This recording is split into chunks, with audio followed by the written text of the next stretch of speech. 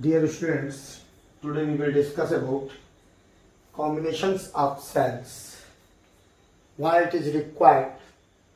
A single cell provides feeble current. A single cell provides feeble current. In order to get higher current in a circuit, we often use a combination of cells, two or more cells. A combination of cells are called battery. The battery cells are used in torch, transistor sets, automobiles. We are very well introduced by battery. We use this term battery to torch. Torch के लिए हम battery का use करते हैं कि battery ले आओ. तो battery and cell both are different terms.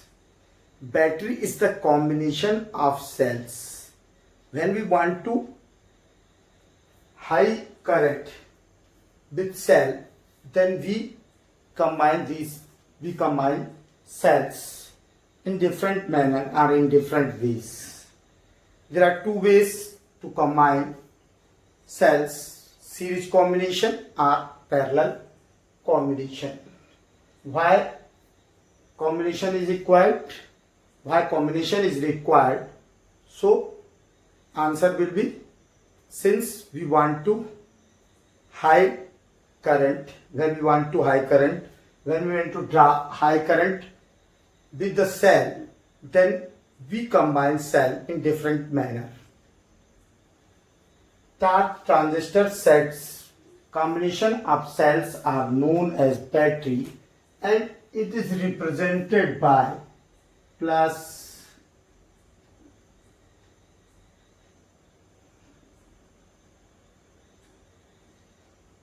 sign of battery or combination of cells is denoted by this symbol, and single cell is denoted by plus minus.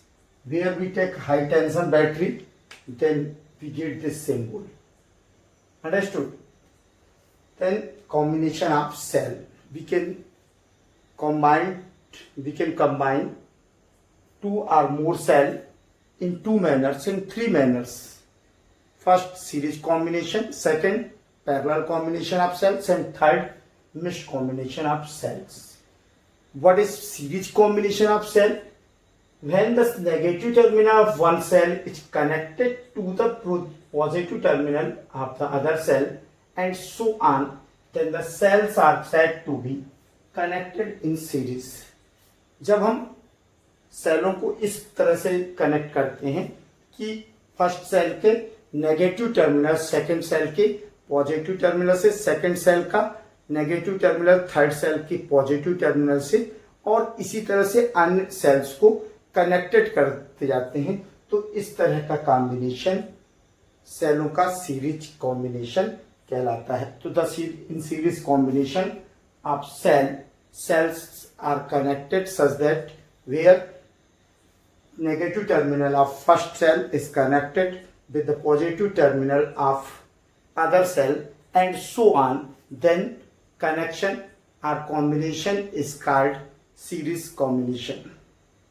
Now consider what will be equivalent current when n cells of EMF E and internal resistance R is connected in series. यदि n equal EMF और equal internal resistance R के cell series combination में combine किए जाएं, तो उनका equivalent current क्या होगा?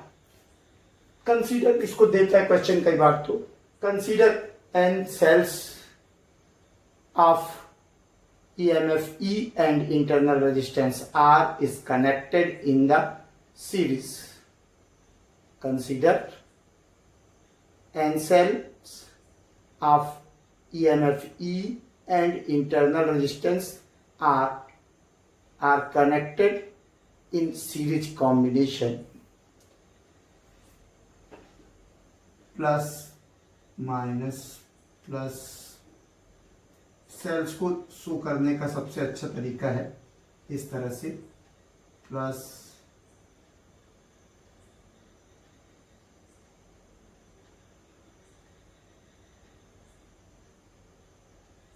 Minus,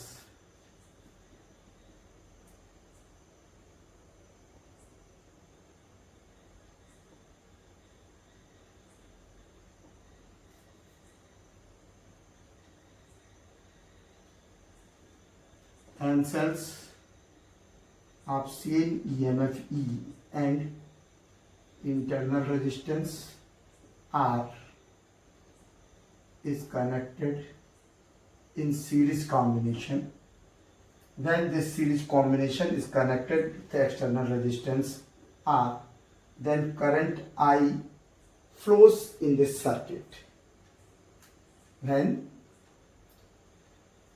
external resistance R is connected with this series combination, then a constant current I flows in this circuit. Then total current I, total EMF of series, total EMF of series combination of cells is equal to, since n cell are taken and electromotive force is a scalar quantity. Electromotive force is a scalar quantity like potential difference. It is also a potential difference of cell in open circuit. So total EMF of series combination of cells will be Ne. While total resistance, we want to find out the value of current I, equivalent current I, then we calculate total EMF. Total EMF is equal to Ne, and total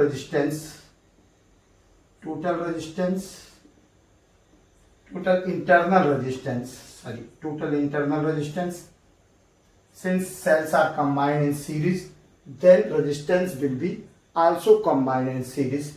So total resistance R plus dash n times, then we get NR.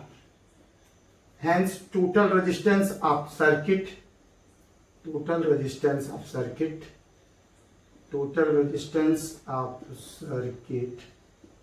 be R plus NR. Now we calculate current. Hence current I is equal to total EMF upon total resistance. We get Ne upon NR plus R. Then total current, drawn current from this series combination I will be equal to Ne upon NR plus R. There are two conditions. First, if internal resistance NR is more greater than external resistance. If internal resistance of given cell is more than external resistance, or internal resistance of cell are higher than external resistance, then I will be equal to Ne upon R, and we get N into E upon R, and E upon R is the current obtained by a single cell. So current I is equal to N into current obtained by single cell. It means when internal resistance of cell is more greater than external resistance, या हम कह सकते हैं कि जब सेलों का internal resistance external resistance की comparison में बहुत अधिक हो, या इंटरनल रेजिस्टेंस की वैल्यू क्या हो, internal resistance is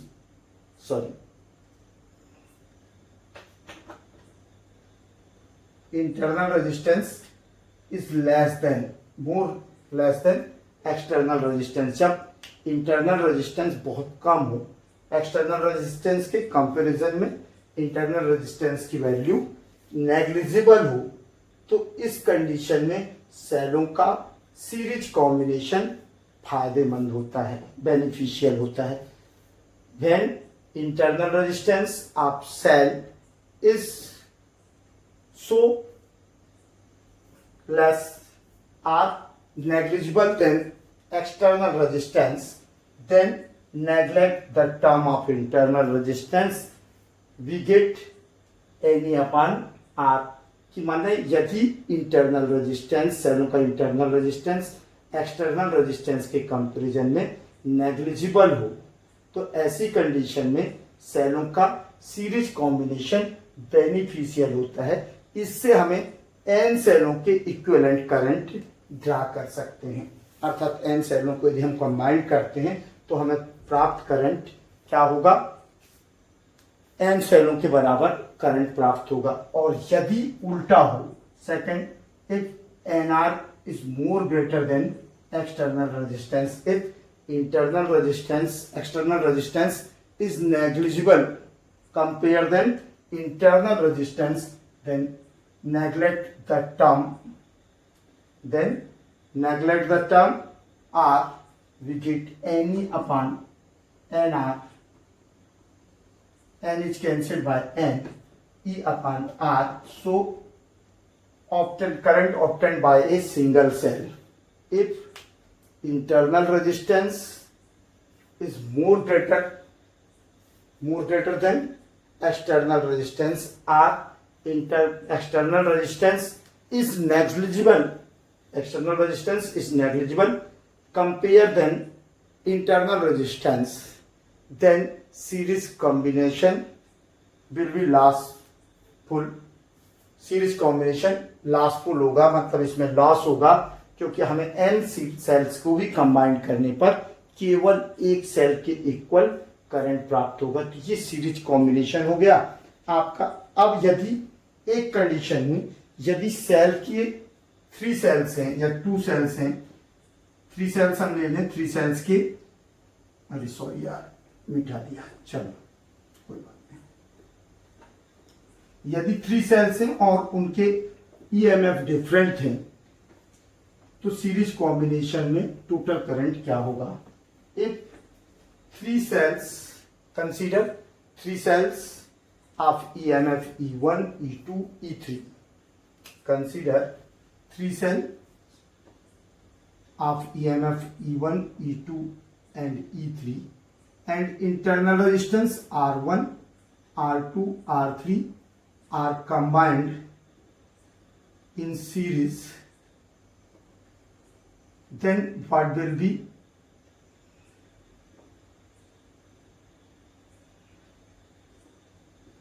if 3 cells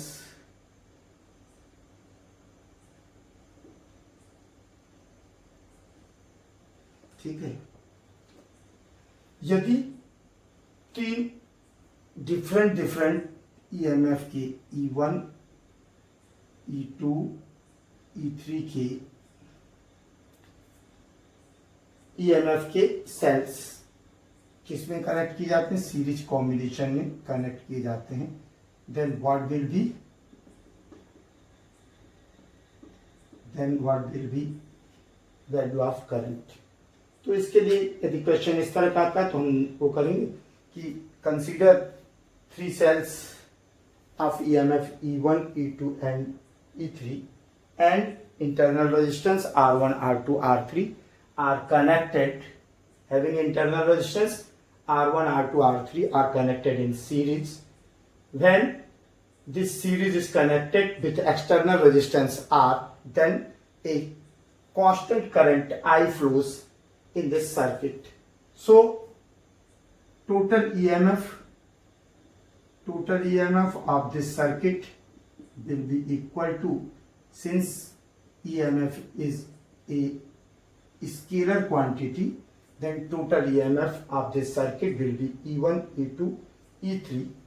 Total internal resistance, since cells are combined in series, then resistance will be also combined in series. So total internal resistance will be R1 plus R2 plus R3, and total resistance of circuit will be capital R plus small r1 plus small r2 plus small r3. So current I will be equal to E1 plus E2 plus E3 upon R1 plus R2 plus R3. तो ये आप निकाल दोगे दो condition में. Question हो गया series combination. Next, parallel combination of cells. When the combination of cells in which positive terminal of cells is connected of one end of circuit while negative terminals of each cell is connected another end of circuit, then combination is called in parallel series. When cells are combined such type where positive terminals of each cell is connected at one point of circuit while negative terminal of each cell are connected with another point of circuit, then cells are called in parallel combination.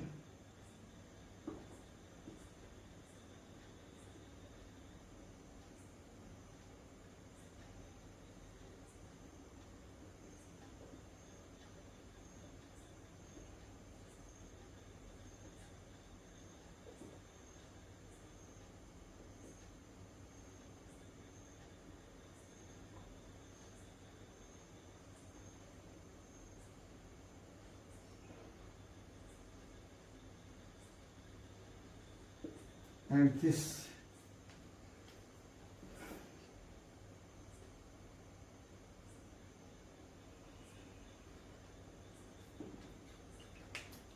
parallel combination of cells when positive terminal of cells is connected with one end while negative terminals of each cell is connected another end of circuit, then combination of cells is called in parallel combination. Now question, what will be equivalent current when three cells of same EMF and internal resistances are connected in parallel combination? Consider three cell of EMF E and internal resistance R. Three cell of EMF E and internal resistance R are connected in parallel series, and this combination of cell are connected with external resistance R.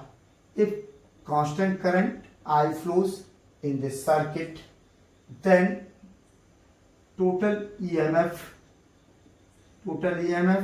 in the parallel series is equal to E.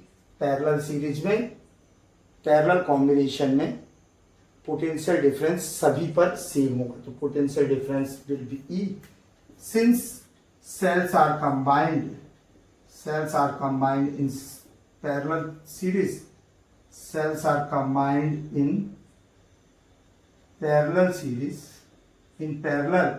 then resistances are also combined in parallel series.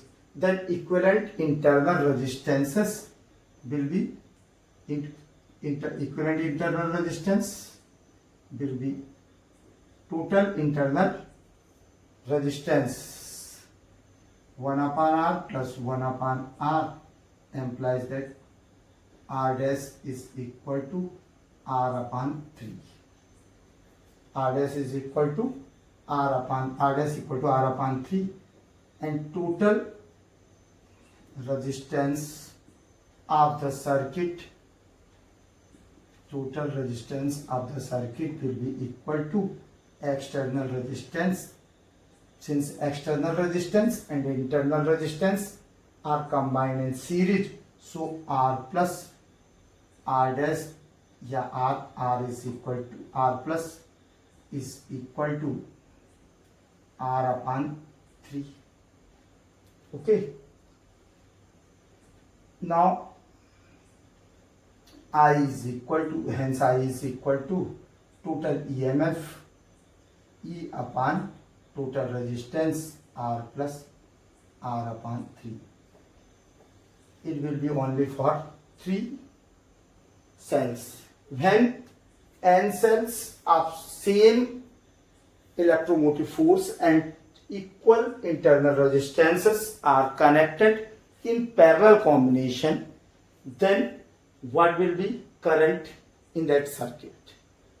इसके लिए यदि इसके लिए drive करना, फिर हमने कहा late n cells of EMF E and internal resistance R are connected in parallel combination. Then EMF of parallel combination is equal to E. Since cells are combined in parallel, so resistances will be also combined in,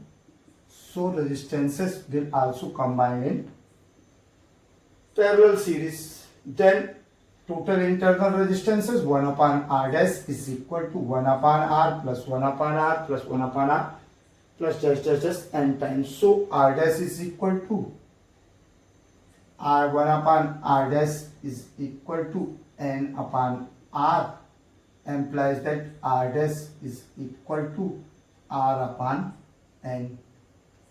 Hence total resistance of the circuit will be R dash plus R upon n. या इसी को हम simplify कर दें तो I is equal to E upon R plus R upon n. Simplify किया हमने, इसको एलसीएम ले लें तो I is equal to N E upon N R plus R. First position, when NR is more greater than small r, if external resistance is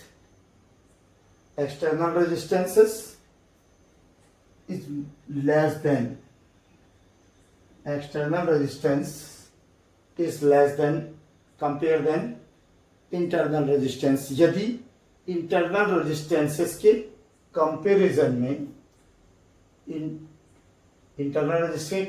में external resistance बहुत कम हो, अर्थात इंटरनल रेजिस्टेंस एक्सटर्नल रेजिस्टेंस के comparison में बहुत अधिक हो. जब इंटरनल रेजिस्टेंस बहुत अधिक एवं एक्सटर्नल रेजिस्टेंस कम हो, या एक्सटर्नल रेजिस्टेंस इंटरनल रेजिस्टेंस के कंपैरिजन में नेग्लिजिबल हो, तो इस कंडीशन में current I is equal to N E upon R N into E upon R is equal to N into current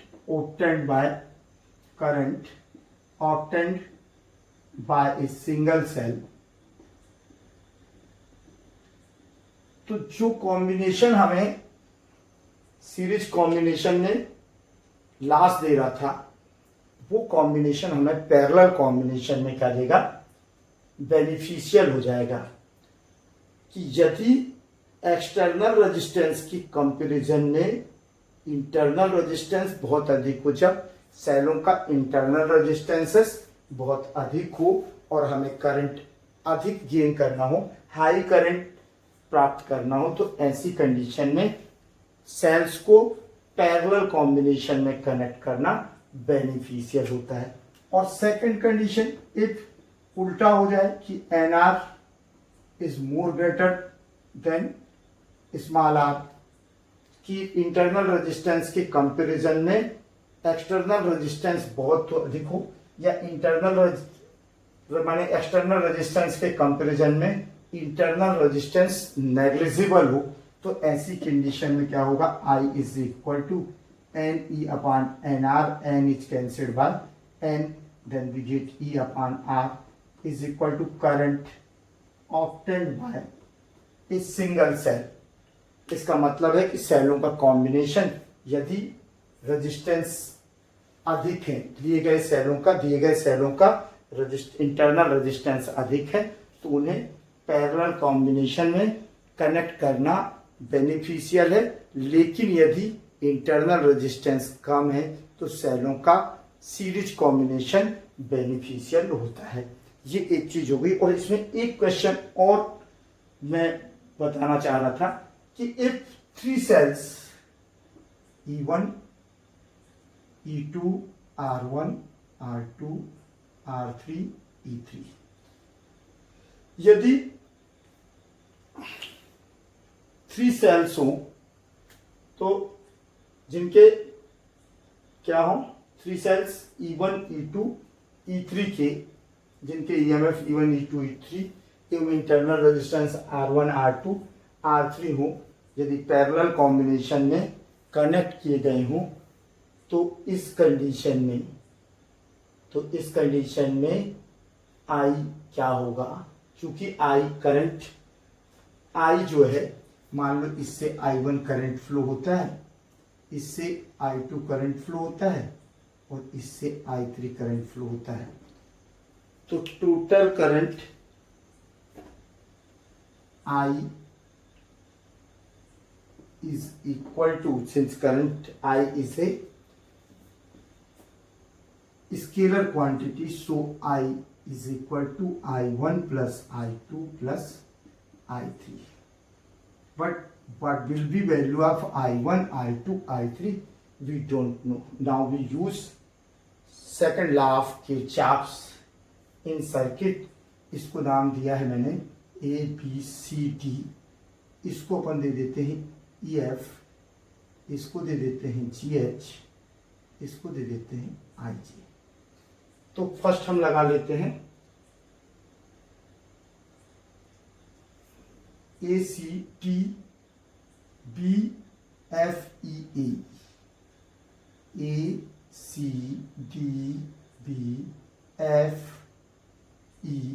और फिर से E, माने कि वो ये वाला सर्किट क्लोज लूप कौन सा लिए, ऊपर वाले सेल को लिया और किसी को नहीं ले रहे। तो इसमें क्या होगा, I1 करंट फ्लो हो रहा है, I1 करंट फ्लो हो रहा है तो I1 करंट हो गया I1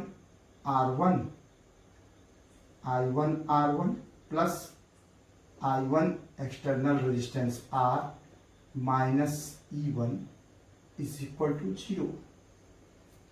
अपने को चाहिए I1 की वैल्यू, तो क्या हो गई, I1 को हमने निकाला common, R1 plus R is equal to E1, so we get I1 is equal to E1 upon R1 plus R। चूंकि किरचॉफ सेकंड लॉ मैंने बहुत अच्छे से एक्सप्लेन किया था और उस यूनिट में मैंने कैसे अप्लाई करते हैं वो भी बताया है, यूज कैसे करते हैं, तो आप लोग डायरेक्ट अब सेकंड ले लेते हैं लूप, कौन सा, AC loop, in loop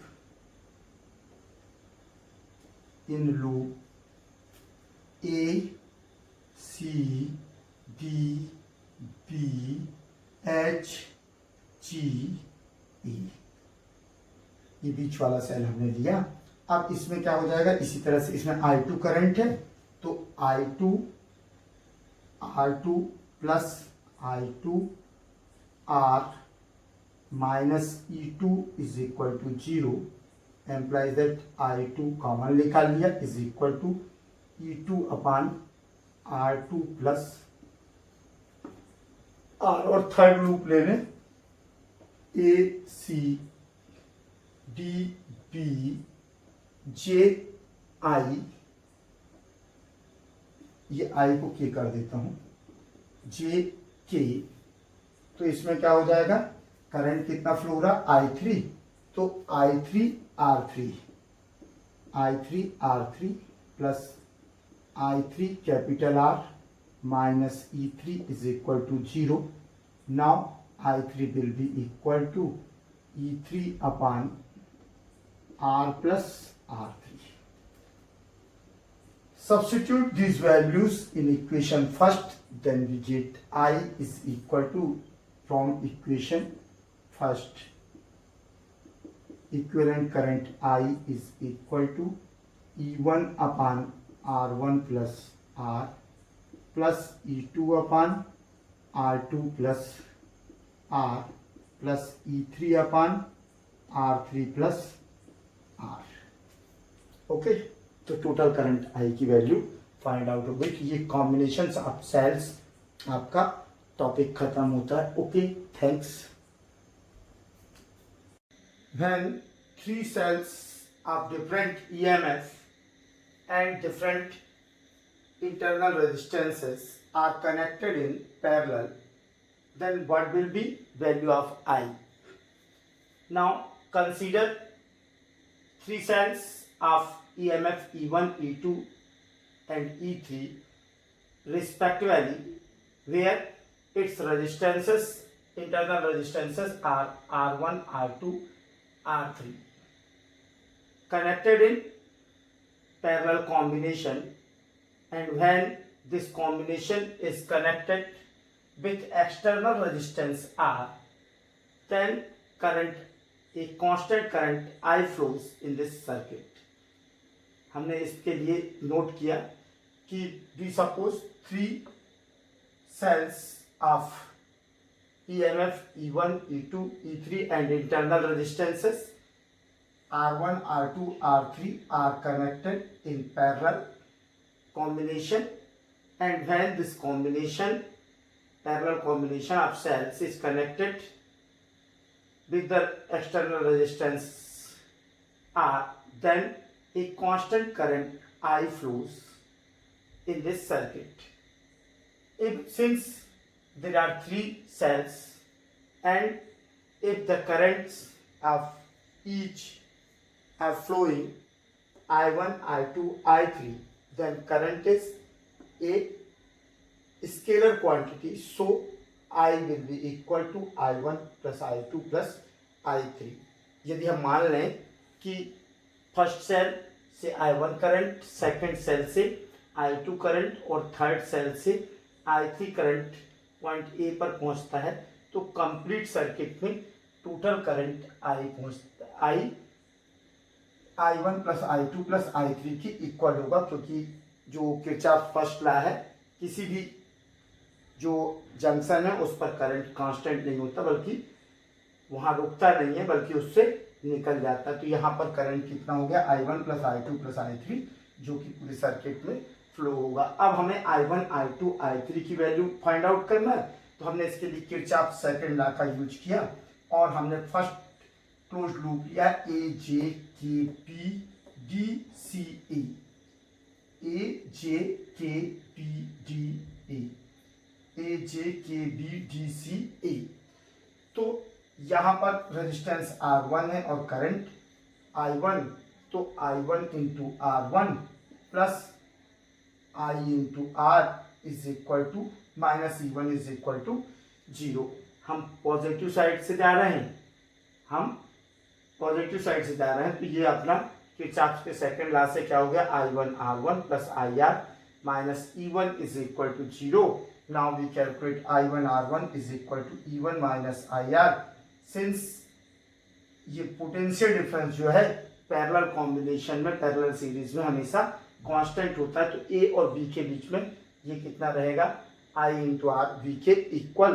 so इसको हमने आई आर को बी से रिप्लेस कर दिया, तो I into R equal to B according to Ohm's law. So R1 is equal to E1, I1 equal to R1 है, I1 is equal to E1 minus V upon R1। Again in loop A J K B D F E A J K B F E A, second close loop हमने लिया। इसमें current I2 flow हो रहा है, तो I2 into R2 plus I into R, I2 plus I2 into R2 plus I into R minus E2 is equal to 0 according to Kirchhoff second law. Then I2 R2 is equal to E2 minus V, I into R को हमने फिर V note कर दिया, तो I2 is equal to E2 minus V upon R2। In third loop by Kirchhoff's law, A J K B H G A, in the circuit I3 loop, I3 current flows here and I current flows here, so I3 into R3 plus I into R minus E3 is equal to 0. So I3 R3 is equal to E3 minus V, I into R is equal to V. So I3 is equal to E3 minus V upon R3. Substitute value of I1, I2, I3. We get I is equal to E1 minus V upon R1 plus E2 minus V upon R2 plus E3 minus V upon R3. So I is equal to E1 upon R1 plus E2 upon R2 plus E3 upon R3 minus, take out common, V 1 upon R1 plus 1 upon R2 plus 1 upon R3. When this condition of current, when given cells are different EMF and different internal resistances. तो एक question ये भी आप लोग prepare कर लेना 3 marks में। इस तरह से कॉम्बिनेशंस ऑफ सेल एंड हो गया। अब आपका टॉपिक आता है metre bridge. What is metre bridge? और metre bridge is an arrangement, metre bridge is an arrangement based on Kirchhoff's law which is used to find out resistance and specific resistance of unknown wire. What is meter bridge? So meter bridge is an arrangement based on Kirchhoff's based on Wheatstone bridge principle. Meter bridge is an arrangement based on Wheatstone bridge principle, which is used to find out resistance or specific resistance of unknown wire. Or in other words, it is the simplest practical application of the Wheatstone bridge. It is the simplest practical application of the Wheatstone bridge that is used to measure an unknown resistance. In second way, we can see this meter bridge is the simplest practical application. It is an application, simplest application of Wheatstone bridge that is used to know resistance of unknown resistance, that is used to measure an unknown resistance. ये हो गया आपका metre bridge का introduction. इसके बाद constructions. तो metre bridge में क्या है कि एक 1 metre long and uniform area of cross section, 1 metre long uniform cross section area A का 1 मीटर लॉन्ग वायर होता है, जिसका स्पेसिफिक रेजिस्टेंस बहुत अधिक होता है, अर्थात ये टेम्परेचर से बहुत कम अफेक्टेड होता है, या इस पर टेम्परेचर का इफेक्ट नेग्लिजिबल होता है। स्पेसिफिक रेजिस्टेंस हाई होने का मतलब इसमें एलायस का यूज किया जाता है।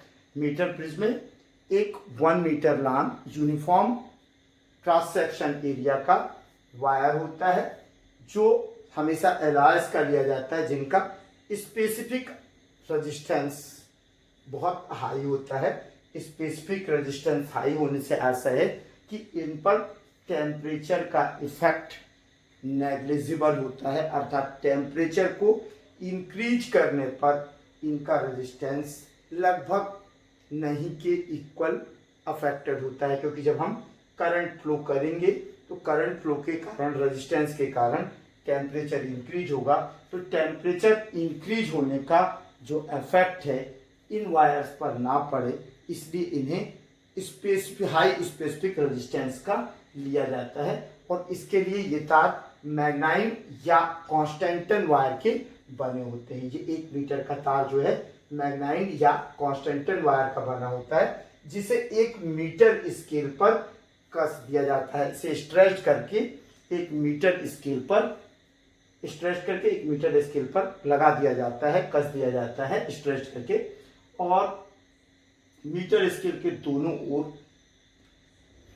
माने आपके पैमाने बने होते हैं, कैलिब्रेशन होता है जिससे कि हम रीडिंग नोट कर सकें। इस दोनों तारों के एंड पर 2 ब्रांच एल शेप की स्ट्रिप्स लगी होती हैं। इन दोनों एंड्स पर, जहां पर मीटर गेज का मैग्नीन और कॉन्स्टेंटन का uniform area cross section area का 1 मीटर लॉन्ग वायर लगा रहता है। उसके बोथ एंड पर दो ब्रांच की मेटल स्ट्रिप्स लगी होती हैं, एल शेप की मेटल स्ट्रिप्स लगी होती हैं, और इनके बीच में एक सेंट्रल स्ट्रिप और लगी होती है जिसमें 3 कनेक्टिंग पेच होते हैं। इन पर एक कनेक्टिंग पेच, यहाँ पर एक कनेक्टिंग पेच, और इस पर 3 कनेक्टिंग पेच होते हैं। इसी तरह से यहाँ पर 2 कनेक्टिंग पेच होते हैं। तो इनमें से हम क्या करते हैं कि ये कंप्लीट मिलकर 2 गैप्स मिलते हैं। मीटर गेज में क्या है, एक मीटर स्केल है, मीटर स्केल पर 1 मीटर लंबा यूनिफॉर्म क्रॉस सेक्शन एरिया का हाई स्पेसिफिक रेजिस्टेंस वायर कसा होता है, स्ट्रेच्ड होता है, और ये वायर बनाया जाता है मैग्नाइन या कॉन्स्टेंटन का, ताकि करंट फ्लो होने पर इसके टेम्परेचर में वृद्धि के कारण ये अफेक्टेड ना हो। और इसके बोथ एंड्स पर एल शेप की 2 ब्रॉन्ज स्ट्रिप्स लगी होती हैं, और इसके सेंट्रल में एक अन्य स्ट्रिप लगी होती है ब्रॉन्ज की। तो एक अन्य ब्रॉन्ज स्ट्रिप लगी होती है जिस पर कि 3 कनेक्टिंग पेच होते हैं। इस तरह से ये आपका मीटर ब्रिज होता है। अब मीटर ब्रिज में 2 गैप पाए जाते हैं, एक गैप में अननोन रेजिस्टेंस और एक गैप में नोन रेजिस्टेंस अर्थात रेजिस्टेंस बॉक्स को कनेक्ट कर दिया जाता है। इसका जो सर्किट है वो सर्किट डायग्राम भी देख लो। सर्किट डायग्राम में एक गैप में अननोन रेजिस्टेंस एस कनेक्ट किया गया है, जबकि सेकंड गैप में resistance box known resistance box को कनेक्ट कर दिया गया है।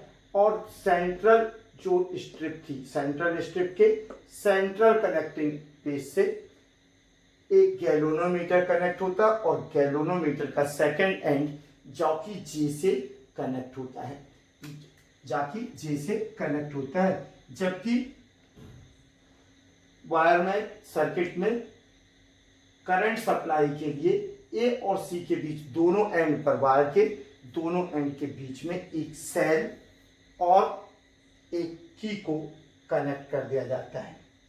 फिर से ध्यान से सुनना, मीटर गेज का जो सर्किट है उसे कंप्लीट करने के लिए फर्स्ट कि करंट को सप्लाई करने के लिए, करंट सप्लाई के लिए इसके कांस्टेंटर वायर ए और सी के बीच में एक सेल और एक की को कनेक्ट किया जाता है, जबकि इसके एक गैप में अननोन रेजिस्टेंस और सेकंड में नोन रेजिस्टेंस अर्थात रेजिस्टेंस बॉक्स को कनेक्ट कर दिया जाता है। जबकि सेंट्रल स्ट्रिप की सेंट्रल पेज से एक गैल्वेनोमीटर का one end second end of galvanometer is connected with jockey जी।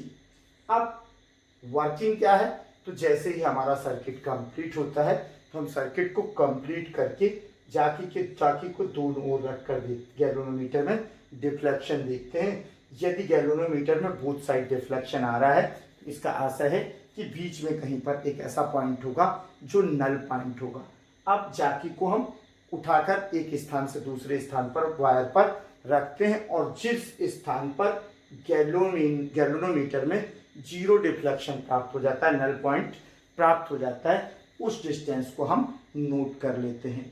यहाँ पर रेजिस्टेंस बॉक्स से हम एक नोन रेजिस्टेंस निकालते हुए बार बार अलग अलग नोन रेजिस्टेंस निकालते हुए इस एक्सपेरिमेंट को रिपीट करते हैं और 4 to 5 रीडिंग्स कर लेते हैं। इसके उपरांत रेजिस्टेंस बॉक्स की पोजीशन और अननोन रेजिस्टेंस की पोजीशन को आपस में एक्सचेंज करके फिर से उसी प्रैक्टिकल को उन्हीं वैल्यूज के लिए रिपीट किया जाता है। जिससे कि किसी भी तरह की त्रुटि की संभावना ना रहे। फिर उसका कैलकुलेशन कर लिया जाता है। तो चूंकि ये अब ये हो गया कि इसका वर्किंग हो गई, इसकी कि किस तरह से वर्किंग करता है, और इसका कंस्ट्रक्शन हो गया। अब प्रिंसिपल क्या है, तो प्रिंसिपल के लिए हम फिर से, चूंकि it is based on this metre bridge is based on Wheatstone bridge principle, and it says in balanced position of Wheatstone bridge, ratio of two resistances, ratio of two corresponding sides resistances is equal to ratio of two remaining two sides resistances। ये जो कहता है चूंकि ये metre bridge का principal किस पर depend है, मीटर ब्रिज का प्रिंसिपल व्हीटस्टोन प्रिंसिपल पर डिपेंड है, जिसके अनुसार किसकी कंडीशन में, आपके बैलेंस्ड पोजीशन पर, ये आपका जी है, बैलेंस्ड पोजीशन पर, व्हीटस्टोन ब्रिज की बैलेंस्ड पोजीशन पर टू साइड्स का। अब यहां पर जैसे ही मान लो suppose D point D gives us, suppose point D gives us null point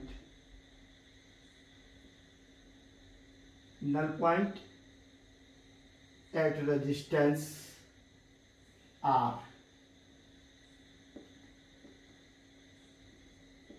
हमने कहा कि यहां से हमने R रेजिस्टेंस निकाला, और R रेजिस्टेंस पे हमने जब एक्सपेरिमेंट को किया तो हमें D पॉइंट पर क्या मिलता है, नल पॉइंट मिलता है। यदि A से D की distance, if AD is equal to L,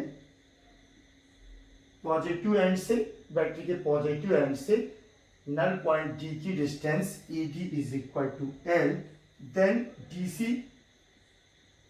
will be equal to 100 minus L।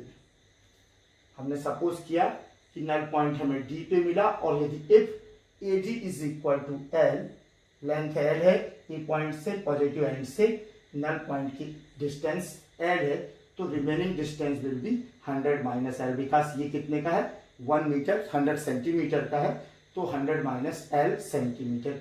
यदि ये L AD equal to L centimetre, then DC will be equal to 100 minus L centimetre. If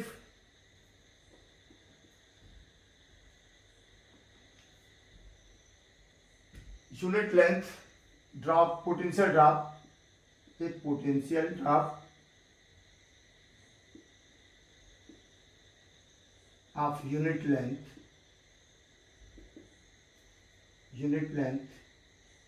b rho, then resistance of AD, resistance of side AD is equal to L into rho, and resistance of side DC will be 100 minus L into rho। हमने कहा कि यदि potential drop इस wire पे L centimetre लंबा wire है, इसमें जो करंट फ्लो हो रहा है उसके अकॉर्डिंग जो अप्लाइड पोटेंशियल है, पोटेंशियल ड्रॉप रो है, तो पोटेंशियल ड्रॉप रो है, पर यूनिट लेंथ पर पोटेंशियल ड्रॉप लो है, तो L लेंथ पर कितना हो जाएगा पोटेंशियल, L इंटू रो। तो यहां पर रेजिस्टेंस कितना हो गया,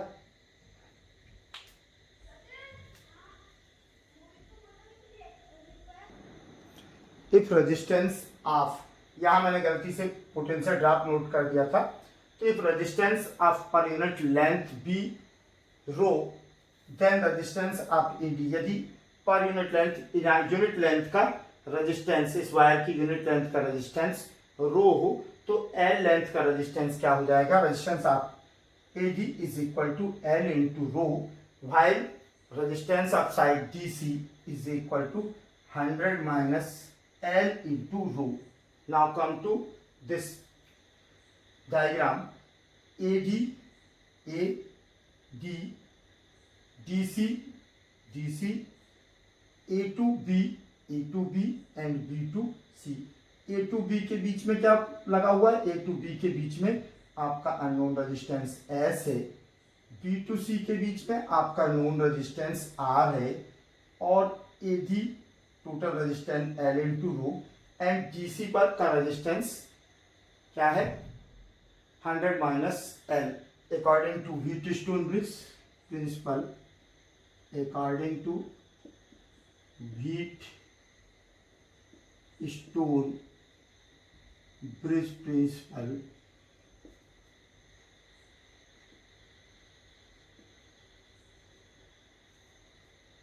ए B upon A D direct ले लेते हैं, A B upon B C, A B upon B C, sorry resistance of A B, resistance of side A B upon resistance of B C is equal to resistance of A D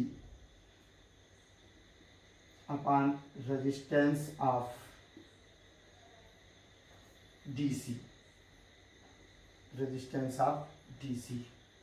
तो resistance of AB कितना हो गया, resistance of AB is equal to S, और BC से हमने कितना resistance निकाला हुआ है R, तो S upon R is equal to known resistance R है, AD का रेजिस्टेंस है L इंटू रो, और इसका है 100 minus L into rho, rho is cancelled by rho, so unknown resistance S is equal to R into L upon 100 minus L. इस तरह से हम वैल्यू आर एंड एल की वैल्यू सब्स्टिट्यूट करके unknown resistance S की value calculate कर सकते हैं।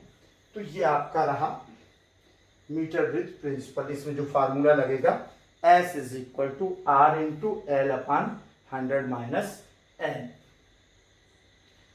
इसमें जो आपका ऑब्जर्वेशन टेबल है मेरे हिसाब से आप समझ सकते हो कि बहुत ज़्यादा कुछ नहीं नोट करना है। इंडेक्स हो गया number 1, second balancing length 2 part में in centimetre, length of balancing length from plus point plus terminal AD in centimeter, remaining length DC in centimeter, ठीक है, एंड नोन रेजिस्टेंस R, या फिर indexing known resistance R, balancing length AD, balancing length DC, AD and DC। अब आपको इतना ही करना है, L and 100 minus L, index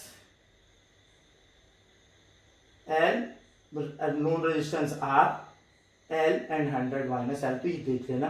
अब इसमें प्रिकॉशंस है, तो प्रिकॉशंस में क्या नोट कर सकते हो आप प्रिकॉशंस में, कि जितने कनेक्टिंग पेज है इसको प्रैक्टिकल के पहले ओपन करके सैंड पेपर से साफ कर लेना चाहिए ताकि इसमें कोई कार्बन ना रह जाए।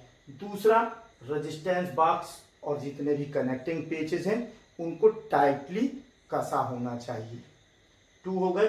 थर्ड, जाकी को कभी भी जो वायर है उस पर रगड़कर नहीं चलाना चाहिए, उसे रगड़ना नहीं चाहिए उस पर, जिससे कि रगड़ने से क्या होगा, उसका यूनिफॉर्म क्रॉस सेक्शन एरिया नष्ट होगा और जो आपका रेजिस्टेंस है पर यूनिट रेजिस्टेंस उसकी वैल्यू में चेंज हो जाएगा, इसलिए जाकी को रगड़कर इस पर नहीं चलाते हैं। चौथा, उतने ही टाइम करंट फ्लो करें जब हमें रीडिंग लेना हो, कंटिन्यूअस करंट फ्लो नहीं होना चाहिए, अन्यथा टेम्परेचर के चेंज होने पर, टेम्परेचर के बढ़ने पर रेजिस्टेंसेस में डिफरेंस आ सकता है। तो ये मेन आपके प्रिकॉशंस है जिन्हें प्रैक्टिकल करते समय आप ध्यान रखिएगा। इस तरह से ये आपका मीटर ब्रिज का टॉपिक भी कंप्लीट होता है। Okay, thanks for watching.